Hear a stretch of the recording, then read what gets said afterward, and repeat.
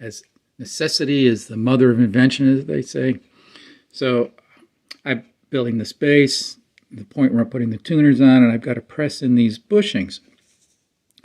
And if it was a guitar, I've got the little doohickey, that you can put in your drill press that fits inside the bushing and presses it in nice and evenly.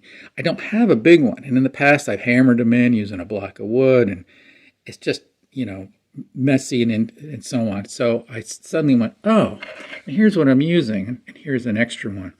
From having installed toilets, these are the little nylon, I guess is what they technically are, plasticky nylon. The nut that would be underneath like a toilet seat, and this is the threaded portion of the bolt that would come in from the top. And I just cut off the top of it. I just threaded it in like that all the way and stuck it up into the drill press.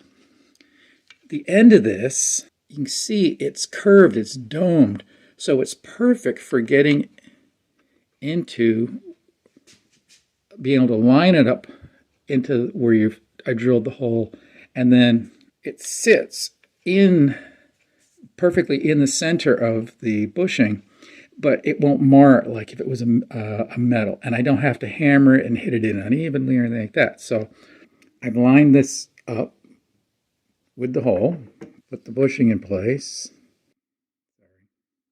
It's hard to do one-handed. Let's see if that'll hold it in place. Normally, obviously, I would use the other hand to hold it even. But you see, whoop, right away, see how it pushes it down evenly. And then just push it down with the drill press until it's seated. And boom, you got a perfectly seated base bushing.